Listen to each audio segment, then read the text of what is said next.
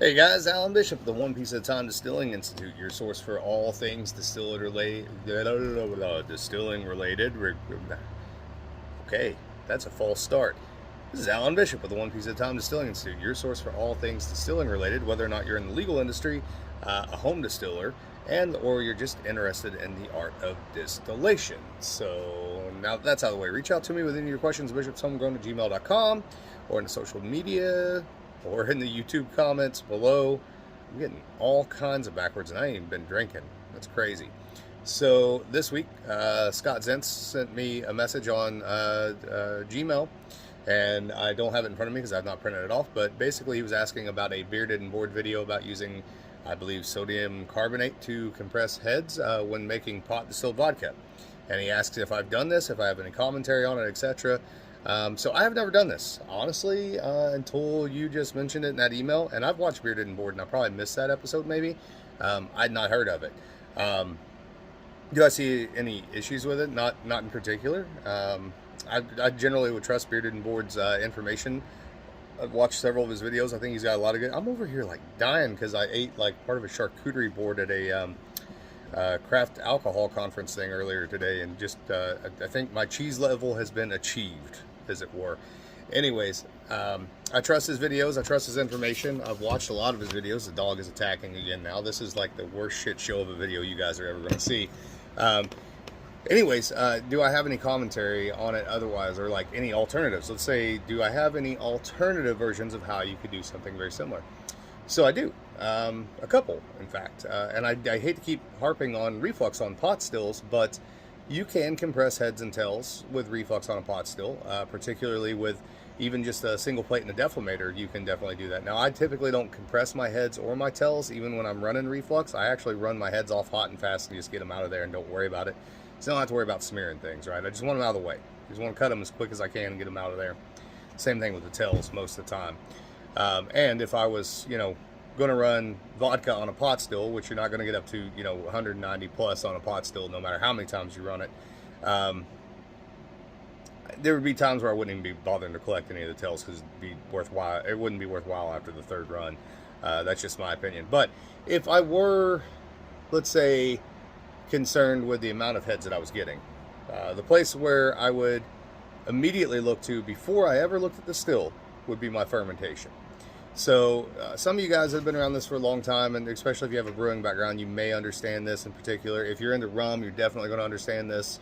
It's something the bourbon industry, short of maybe Pat Heist, doesn't seem to have a clue about, and a lot of other legal distilling industries don't have a clue about. But the vast majority of your heads are going to be, obviously, alcohols that you don't want. Acetaldehyde, ethyl acetate, volatile stuff, fingernail polish remover sort of compounds, etc.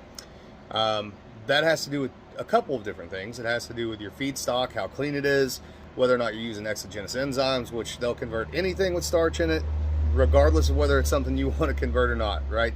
You want to convert that little white piece on the end of the corn into sugar, exogenous enzymes at 100% efficiency will do that. Can't tell you that it's going to help you with the quality of your whiskey, because it's not going to. That's just me. That's my opinion as a commercial distiller. And that's why when we do use exogenous enzymes at my distillery, we cut them back to 90% efficiency to avoid that.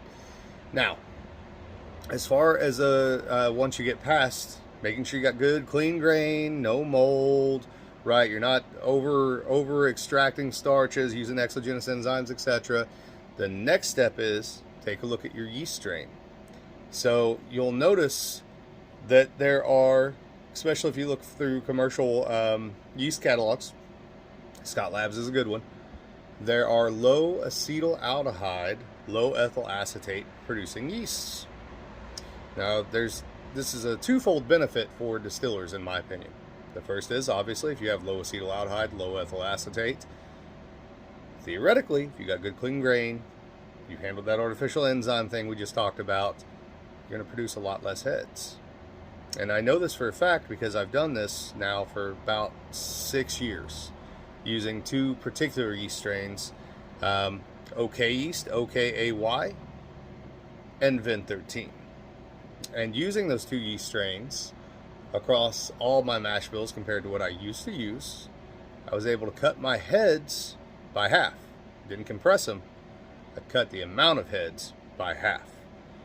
Now, the other interesting part of this is that acetaldehyde and ethyl acetate are actually what SO2 and H2S compounds bind to. Now, I know those of you out there that have copper stills go, well, that's why I have copper, because the copper is going to grab that SO2 and that H2S. Well, if there's nowhere for it to bind to in the first place, or very little for it to bind to, you're going to have a whole lot less H2S SO2, first of all. So you're going to have a cleaner product. And second of all, even if you have a copper still, you don't ever have to worry about with a dirty ferment choking up your still, right? First of all, you don't have to worry about deep cleaning anywhere near as much. And the other thing about SO2, H2S, and copper is the following that a lot of people don't know. Whenever that copper grabs that SO2 and that H2S and it catalyzes it, the copper is slowly sacrificing itself over time. Every time you run that copper pot still, anything in the vapor path where that SO2, H2S is at is slowly sacrificing copper.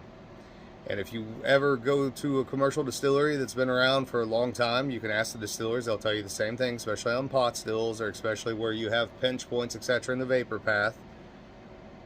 They have to replace and or patch stills from time to time. I'm actually in the process of replacing the copper pot still head on my 1200 gallon stainless still pot right now because we have blown a couple holes in it that I've managed to solder together somehow and make work. So that being said, I've also been out to California and seen a giant brandy distillery that's primarily a winemaker, but they also make brandy, and they had an elbow off the still that had probably been patched 15 times, and this was a big, like 10-inch elbow off of this pot still, 90-degree elbow. It was made out of copper, and you could literally, it looked like a rainbow on the inside of it where it had blown through it because there had been so many patches put on it over a number of years since Prohibition, until finally Vendome Copperworks said, you got to take that out of there, we're replacing it with something new. So bear that in mind.